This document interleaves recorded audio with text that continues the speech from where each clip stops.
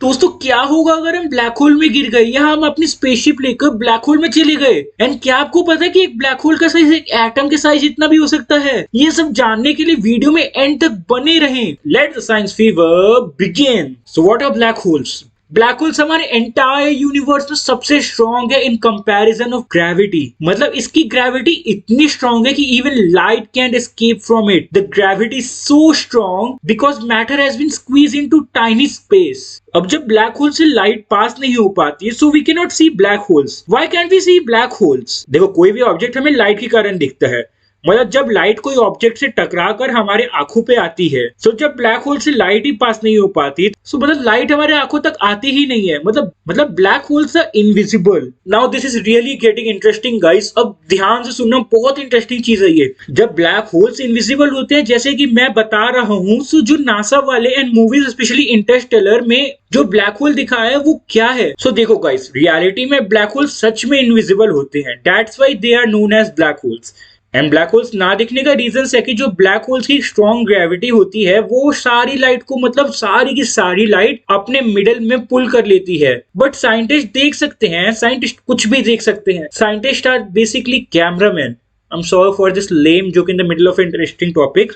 सो scientist through telescopes जो X ray light और other forms of electromagnetic radiation detect करते हैं उससे ऑब्जर्व नहीं कर सकते। बट हम ब्लैक होल की प्रेजेंस को कंक्लूड कर सकते हैं एंड स्टडी कर सकते हैं by detecting their effect on other matter nearby. If a black hole passes through a cloud of interstellar matter, for example, it will draw matter inward in a process known as excretion. एक similar process भी हो सकता है अगर कोई normal star black hole के करीब से गुजरे। इस केस में the black hole can tear the star apart as it pulls it towards itself. And जैसे जैसे अट्रैक्टेड मैटर एक्सेलरेट होता है एंड हीट अप होता है, वो एक्सरेज एमिट करता है जो कि स्पेस में रेडिएट होती हैं। How do black holes form?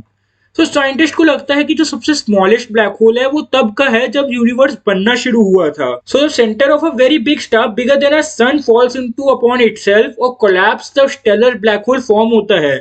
And जब ऐसा होता है तो ये एक सुपरनोवा कॉज करता है। A supernova is an exploding star that blasts part of the star into space. तो साइंटिस्ट को लगता है कि supermassive black holes and milky way galaxy की एज सेम है। सब चीज तो हो गई, पर ब्लैक होल्स कितने बड़े हो सकते हैं? सो ब्लैक होल्स छोटे एंड बड़े दोनों हो सकते हैं। साइंटिस्ट को लगता है कि smallest black hole are as small as just one atom.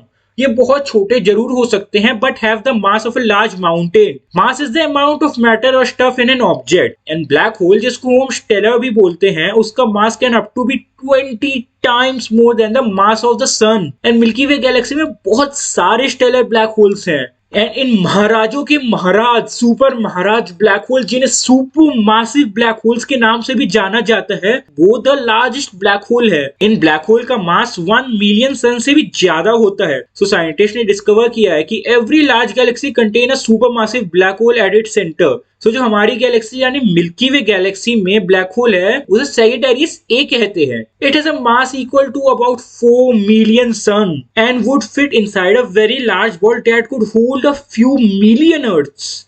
Our universe is so freaking big.